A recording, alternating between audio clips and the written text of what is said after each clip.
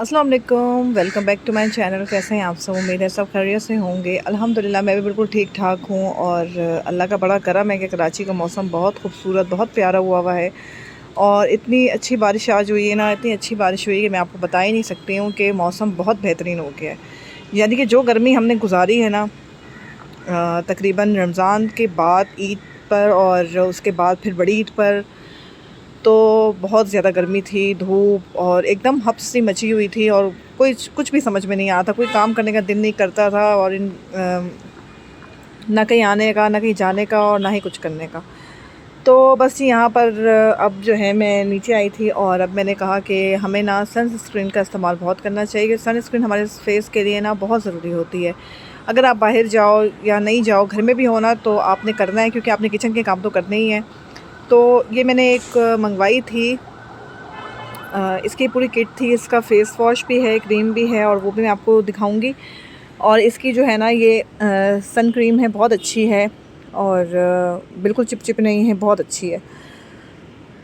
तो जी बस नाश्ता वगैरह बनाने के बाद जब मैं दोबारा ऊपर आई हूँ और मैं देख रही थी, एकदम से तूफ़ान आ गया और तूफ़ान ऐसा ज़बरदस्त था कि ना पूरा घर मिट्टी मिट्टी हो गया, क्योंकि उसी टाइम जो है हमने झाड़ू लगाया था और फिर थोड़ी ही देर बाद फिर से घर मिट्टी मिट्टी हो गया और फिर से जो है वो झाड़ू वाड़ू लगाना पड़ा, क्योंकि एकदम से आंधी आई है 10 मिनट के लिए और इतनी मिट्टी उड़ी है, इतनी मिट्टी उड़ी है जैसे कोई, बस क्या बताऊँ मैं आपको।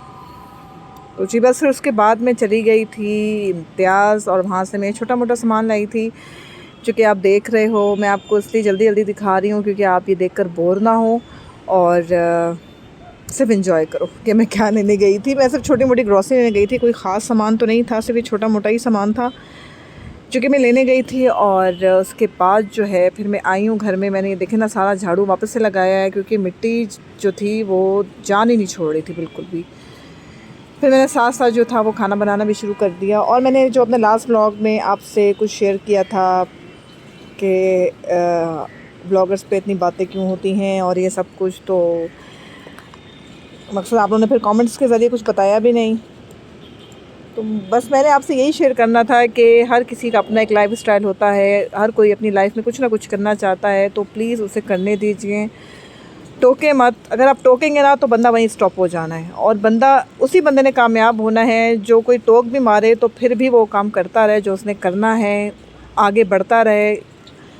तो मैं तो यही कहूँगी कि अगर आप भी लाइफ में कुछ करना चाहते हो अपने लिए, अपने प्यारों के लिए, तो प्लीज़ ज़रूर कीजिए। आपके पास अगर एक्सपीरियंस है, अगर आप पढ़े लिखे हो तो आप कोई अच्छी जॉब कर सकते हो। अगर आप हाउस वाइफ हो तो आप घर में रहकर भी जो है वो अर्न कर सकती हैं, तो कीजिए। आप अपने अगर हस्बैंड का साथ देना चाहती हैं तो दीजिए, इसमें कोई बुराई नहीं है, इसमें कोई मज़ायका नहीं है। तो इस तरह से जो है हमें भी अपने आप को ख़ुद मोटिवेट करना होगा, हमें कोई मोटिवेट नहीं करेगा। बहुत सारे लोग होते हैं जो इंसान को डीमोटिवेट करते हैं और वो कहते हैं कि आप ऐसे क्यों कर रहे हो, ये कोई अच्छी बात नहीं है, आप वैसे क्यों कर रहे हो, ये कोई अच्छी बात नहीं है। तो भाई आप जैसे भी कर रहे हो, हर कोई अपना अच्छा बुरा खुद सोच सकता है, ख़ुद कर सकता है, अपने लिए बेहतर से बेहतरीन कर सकता है। तो मैं तो यही कहूँगी कि अगर आप कुछ करना चाहते हैं तो करना चाहिए, बहुत अच्छी बात है। तो बस यहाँ पर फिर बना ली थी चाय और चाय पीने के बाद जो है, मैं चाय बिल्कुल फीकी पीती हूँ, मैं चाय मीठी नहीं पीती हूँ। तकरीबन 7 साल हो गए हैं, मैं मीठा खा लूँ जितना भी खा लूँ, लेकिन चाय फीकी पीनी है। पता नहीं ये क्या कॉन्सेप्ट है, ये मुझे भी कभी समझ नहीं आया और ना ही कभी शायद समझ में आए कि मैं चाय क्यों फीकी पीती हूँ। अब मुझसे मीठी चाय पी ही नहीं जाती, मैं ना बिल्कुल ना ब्राउन शुगर डालूँगी, ना मैं वाइट शुगर का तो सवाल ही पैदा नहीं होता। तो बस जी यहाँ पर मानो भी नाराज़ हो गई थी क्योंकि मैं उसको साथ नहीं लेकर गई थी। मैंने कहा तुम बेटा घर में बैठो और मैं फटाफट से सामान लेकर आती हूँ, तो बस वो नाराज़ थी और बात ही नहीं कर रही थी। तो चलो, बच्चे कभी खुश होते हैं और कभी उदास होते हैं, बच्चे तो बच्चे ही होते हैं। फिर बाद में सेट हो गई थी। और यहाँ पर आप देखो रोहान की शैतानियाँ, ये हमारे घर में कोई तीसरा चौथा आया होगा शाम सीढ़ी, लेकिन अब जो है ना ये आज रोहान की हत्या चढ़ गया और फिर अल्लाह ही खैर करे इसका। बस जी ये मेरी आज की वीडियो थी, आई होप आपको पसंद आई होगी और शायद मेरी बातें भी पसंद आई हों। तो प्लीज़ वीडियो को लाइक, सब्सक्राइब, शेयर कीजिए, ज़्यादा से ज़्यादा कीजिए ताकि वीडियो शेयर हो।